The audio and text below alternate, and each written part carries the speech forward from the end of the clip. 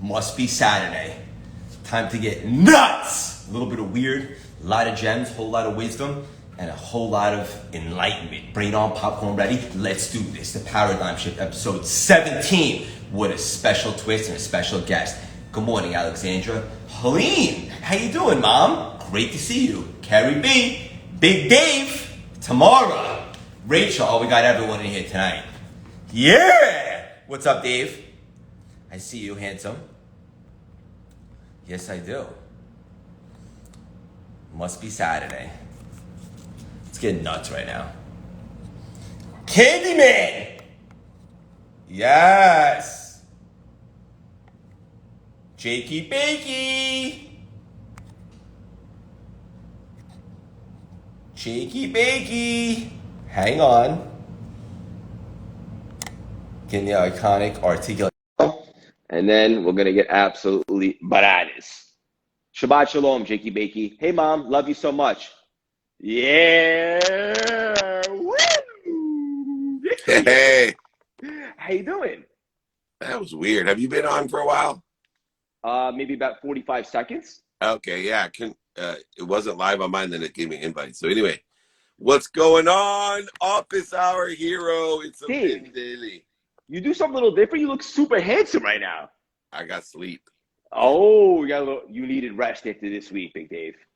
I needed rest after this week, and I'm ready to go. We got an amazing friend coming on. What's the question for the day before my boy gets here? Are you ready to rock? And roll. Okay, first of all, I just want to tell you I love you. I had the best week ever in Los Angeles, filming Office Hours. What an iconic, what a special week. So much fun, just being surrounded by all those juggernauts. Of course, you. I can't wait for the world to see the show and so forth. I want to thank you again. And I just had the best time just networking and hanging out with you as always. I had the best time as well. And it's nice when you do something and it turns out better than you anticipated. So that was a great blessing in itself. Yeah, 100%. We're going to dive right in. I saw this week you were talking about something that hit home for me, and I think it's very important for the audience to learn about this. You talk a lot about forgiveness, but specifically forgiving yourself and how that generates peace, which then generates happiness and so forth. For the audience, what do you mean by that, Big Dave? Yeah, so forgiveness is the tool in which we clear the interference between us and what we already are. Happy, healthy, wealthy, worthy.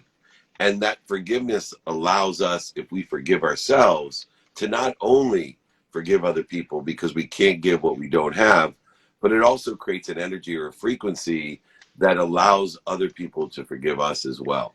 And so there's a lot of circumstances where we need to forgive others, but we have to forgive ourselves through accountability, a liability or accountability. Accountability says I forgive myself for what I've attracted to myself, and I'm going to learn the lesson and create a frequency so that that person forgives me, or I'm able and capable of forgiving them. Remember, you don't forgive other people because they deserve it. You forgive other people because you deserve it. You deserve to clear the interferences, void, shortages, obstacles, resistance that's created by not being capable of being and pursuing your truth. So many people create so much interference because they're incapable of forgiveness. That's deep, real deep. And what I mean by that is as follows. For everyone out there, there's got to be at least someone in your life that maybe you had a falling out with, or something they did rubbed you the wrong way, and maybe you're having trouble letting it go, so to speak. By forgiving them, it's not necessarily about them. It's allowing you to release all that toxic energy and become a little bit lighter and a little bit freer so that you can move on. Right? Yeah, one more thing. It doesn't just give us peace. It actually, if you pursue the unforgivable, meaning that if you pursue, you're capable of forgiving the unforgivable. And there's still some things I'm not sure I can forgive, but pursuing it itself is pursuing certainty. If you understand, if you're capable of forgiving the unforgivable, it's the only certainty that we can have in our lives. Articulate Alligator in rare form. Where are you right now? In my closet, home? The famous closet. I'm the only married man that came into the closet during COVID. I'm going to invite our guest on. Let's see if he's up. How was the event with Tyree and Marshall, Dave?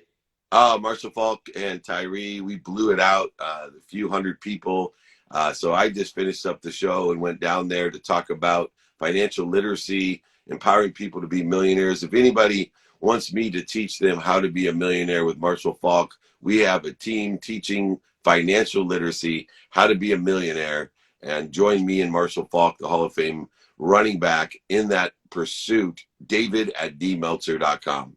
Yeah. Where's our guest? I have no idea. He'd probably sleeping. Like Jakey Bakey. Jakey Bakey, man, he had girls flying in to see him. He's a legend.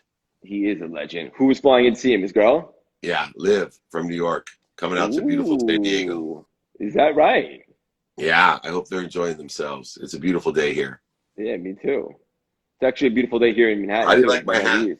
This is my new attitude. You got to win daily, buddy. You got to know your what, your who, your how, your now, and your why. Win daily. Make it a win every day by understanding your what, your who, your how, your now, and applying your why. Being happy. Jakey Bakey giving big hearts out there as well. I see that. All right. You got to have clarity. I don't know where Clinton is. Let me ask you a question if you can't get the Clinton in real quick. Ready? Yeah. All right. So we had, as you said, multiple people that carry the spirit of excellence. Multiple people who have lived their lives in the pursuit of their potential from all industries, whether it was John Hennessy, the chairman of Alphabet, or was it Tillman Fertitta, the owner of the Rockets, or Vivek, the owner of the Kings, or Cameron Diaz, or Danica Patrick, or whoever, Jim Quick, or Jack Canfield. I'm talking the leaders. What lesson did you learn, a common denominator between all the people who carry the spirit of excellence? What a phenomenal question. And for me, this is pretty simple. It's pretty easy. So many of these juggernauts, as I like to say, have had success in other avenues. That's where the whole world recognizes them from.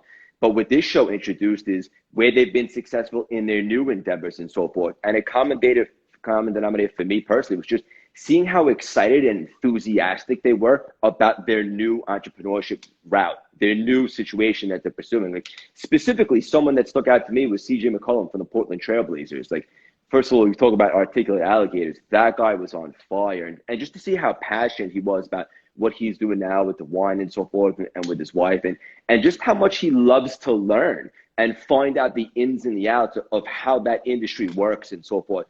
I just thought that was so beautiful. And just seeing all of them, like, Dave, I'll be straight up with you. I didn't know a lot of these jugs have all these other side projects going on. And just to see how excited they are about all that stuff and how they're not afraid to be a beginner at this, even though they're so experienced in something else, that really stuck out to me. I'd like to ask you the same question. I just learned something right now because I obviously asked that question of all the super hosts that we have. From the billionaires and millionaires and entrepreneurs that sit as co-hosts with me, like the Baller Waller himself, Jason Waller, and Dave Marino, and Mike Mamola, and Kim Perrell, and Joni Rogers, Conte, just amazing co-hosts that I have. But I've never heard anyone tell me that they witnessed the enthusiasm for the new venture, right? These are all people who have made it. Monique Billings, CJ McCollum, Clinton Sparks, Ray J, Ja Rule. But what was so fun to think about, I never did, is enthusiasm means in theos, meaning connected to God, right? In spirit. And I think that's the common denominator of that is they continue, no matter what they're doing, they have learned to be in theos with God. They've learned to be enthusiastic. And I think that's the reason I love the CLS man himself, Craig Siegel, because you embody enthusiasm. And in fact, we have to tone down the enthusiasm. I made you put on a sweater today to quit embarrassing me with those tremendous pecs. You noticed. I have to do my curls before I get on here. But enthusiasm, in theos, live your life with God. Realize when the mountains are in front of you that you are walking with and within what created the mountains. And so are the greatest in all of their spaces, the people that we've been blessed to be around, Craig. And my favorite thing about the show now is there's so many, as you say in that New York accent, juggernauts. Say that. I can't even remember. Like, I'm doing interviews now. Everybody's reaching out to me going, hey, can I talk to you about office hours with David Meltzer? Can I talk to you about office hours? And I'm like, oh, shoot. I forgot Sadhguru.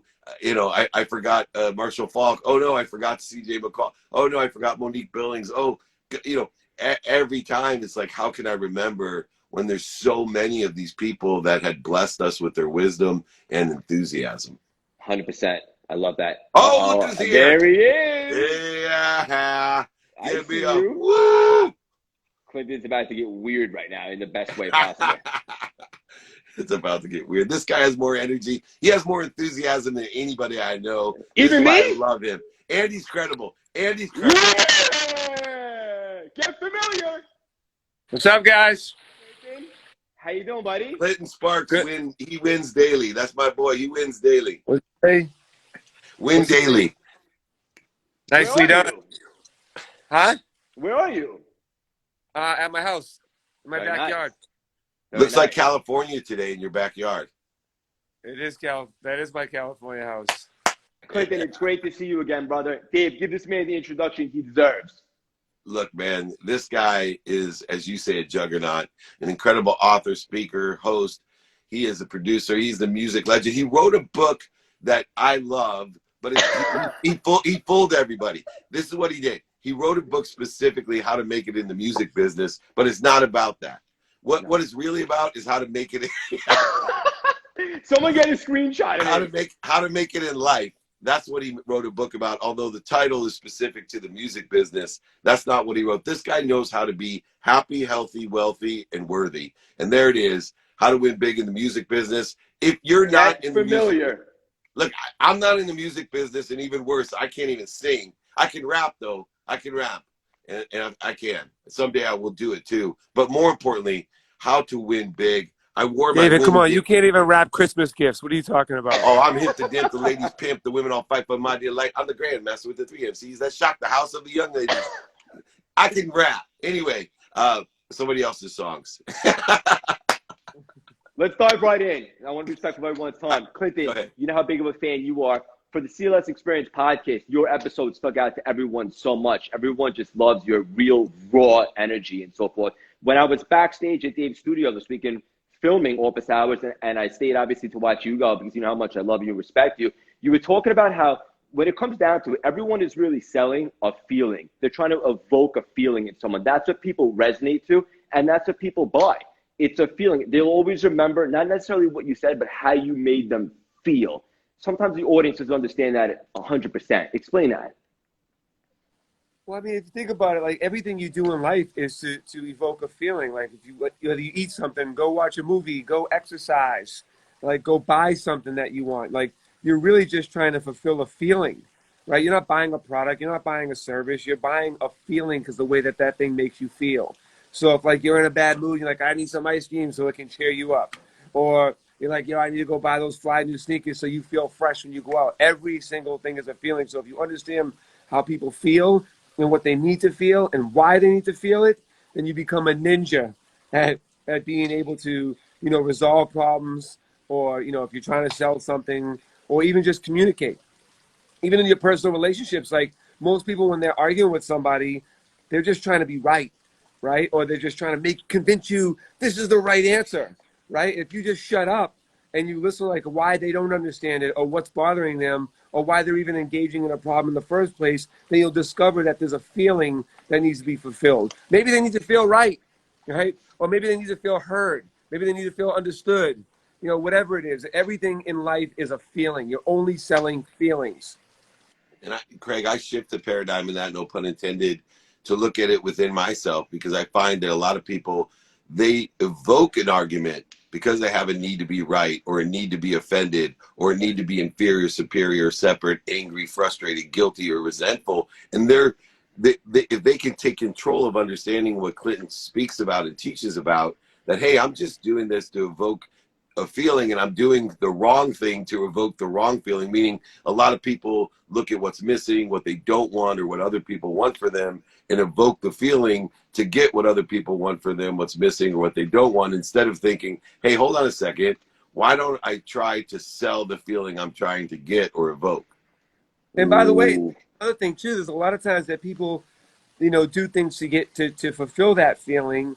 And if they understand what that feeling is or why they need to feel it, then they can discover that there's more ways to fill that feeling than one. For instance, say somebody is an addict, right? Or someone does drugs or drinks, and they do that because they're trying to mask a feeling, run from a feeling, hide a feeling, or have a feeling for a certain reason. If you discover that this is why you're doing these things to fulfill this feeling, you can now start to look for other things that are healthier or not as damaging to fulfill that feeling.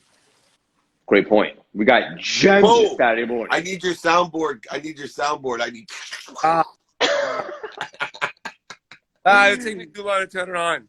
Yo, I was literally, I never sleep this late, ever. I'm up at 6 a.m.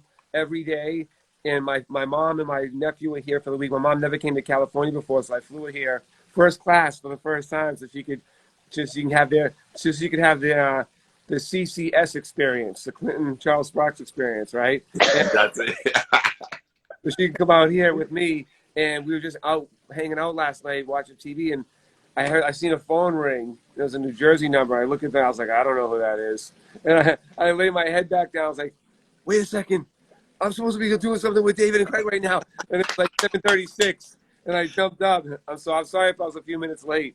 No, hey, Buddy, one lesson. Dave no Meltzer big lesson deal. for everybody out there. Never say sorry for being late. Always say thank you for your patience. Much better energy. No big deal. The world is blessed with your presence right now. Exactly. Dave, hit him. So, Craig, I'm Craig. You're Craig.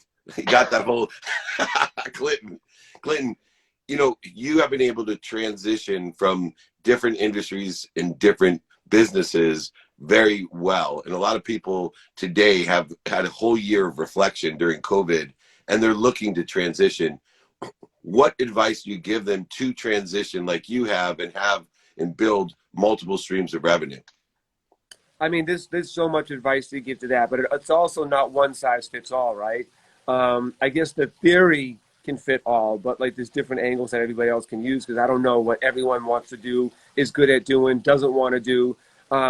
But what I will say is that for somebody like me, for instance, who's been through a bunch of different things, who had jobs, who worked for other people, who's made success on my own, is that if there's something that you want to do and you've always been fearful of doing it because, job security or having to pay bills or insecure or not feeling that you can do it or the fear of what if it doesn't work, all those types of things. It's like, I know this is kind of cliche, but like, just fucking do it, man. Like, and that's what I did in my life. It was just like, I'm so tired of being too dope at what I do for other people and giving people too much dope and them not accepting it or appreciating it or acknowledging the dopeness that I'm giving them.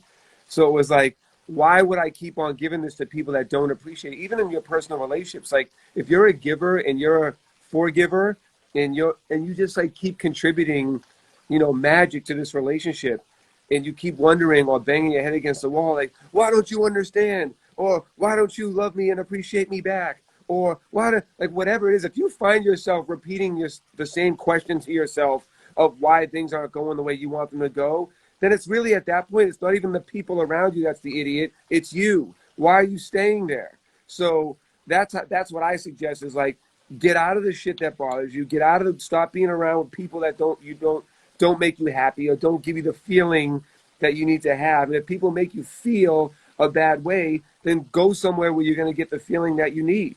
And that's my suggestion is just like, look, there's no reruns to your life, man, so don't miss it the first time. So, just live it the best you can and make it the best show that you can actually produce because you're the star of the show. Yeah, and your next on fire today. His next book has to be Dope Flows. Dope Wait, Flows. was that another mic drop? Yeah. Oh, yeah. Hold on. Hold on. This is my he's so good. Yeah. So Dope Flows.